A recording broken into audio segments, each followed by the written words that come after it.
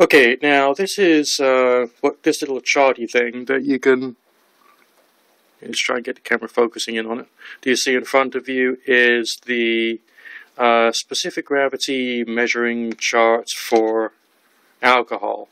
The device you see there in its little traditional ancient sort of like circa 1450 AD plastic container is the beer and wine hydrometer. Now, I just been leaving this wash just at its own leisure because I just didn't have the time to do any real distillation of it.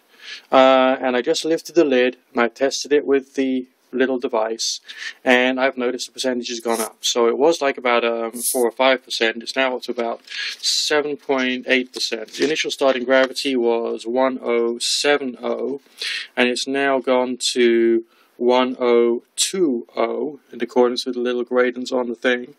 And so that means, yeah, 7.4%.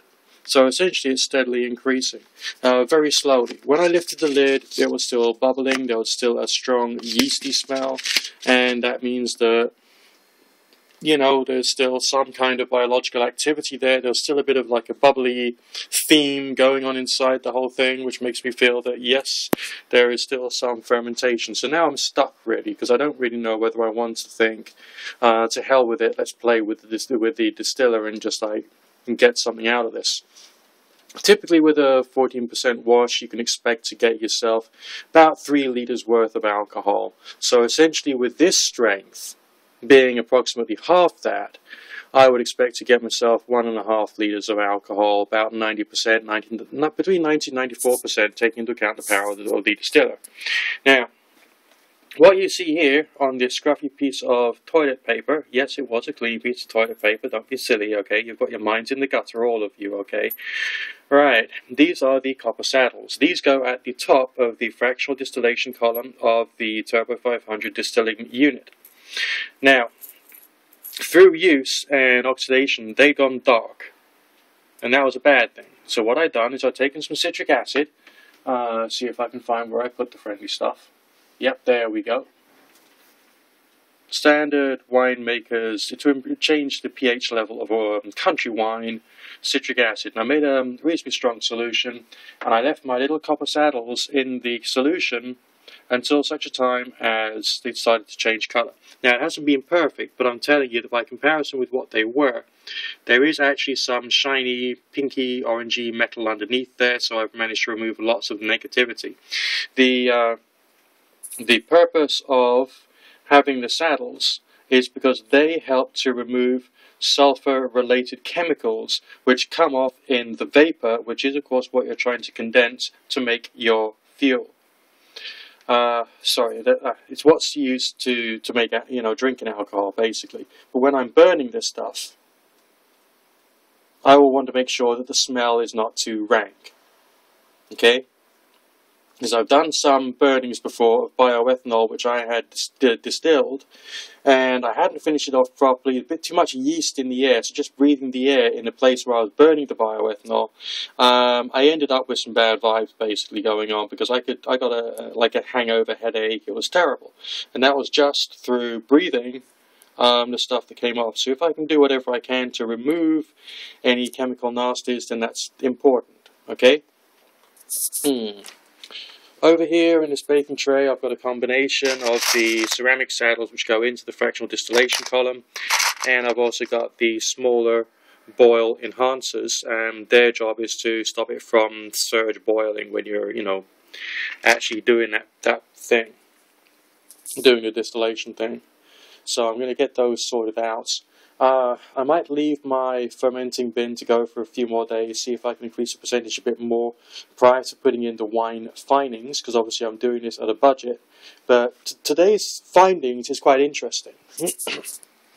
Because, okay, I put in a hell of a lot more of the nutrients just to see what would happen, and now I'm seeing what's happening, okay? Namely, we've got slow fermentation, but we're actually getting fermentation, and therefore the quantity of fuel alcohol is being increased, still at a budget price. So instead of like the previous alcohol vlogs which I've done on this channel, in which things started to look a bit depressing because, oh no, I'm not getting 14%. How my subscribers carry on subscribing to my channel now? My world has been destroyed, you know, all those stupid vlogs I was doing. Now I can turn around to you and say, yeah, maybe we'll move on to, you know, onto a winning streak. Now this appears to be down to a few things. Number one, being incredibly patient for a period of many weeks. Alright? And number two, if I can just get it out of my cupboard, a good wine yeast. Sorry, yeast nutrient. Now when you buy yourself a turbo yeast, it actually contains quite a high volume of stuff, most of which happens to be the nutrient. Okay, that's why it's pricey.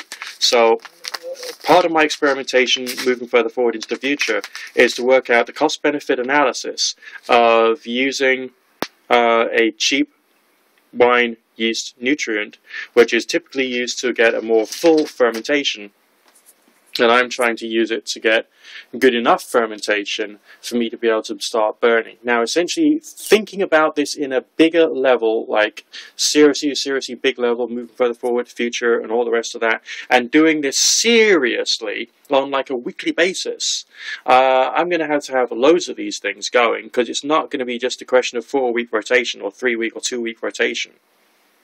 Because it looks like if you're using a wine yeast, trying to do it cheap, exploiting the power of a wine nutrient like this one, okay, it could still take a bloody long time, alright, to take your 6 kilograms of sugar and turn that into a usable biofuel. But on the other hand, today's results are actually looking very optimistic, because it's still bubbling, it's still kind of like, you know, smells a bit like a New Year's Eve inside there, you know what I mean? That sort of smell of yeast and, you know, fermentation that you normally get outside a pub, in which people have been having a bit too much fun, you know, that kind of smell. So, the cheap way might still be a good way, taking into account what I've discovered so far. Thanks for listening. Keep subscribing, rating, sharing, favoriting, and all the rest of that. And please don't mind the mess in my kitchen. I know it's terrible. But look after yourself.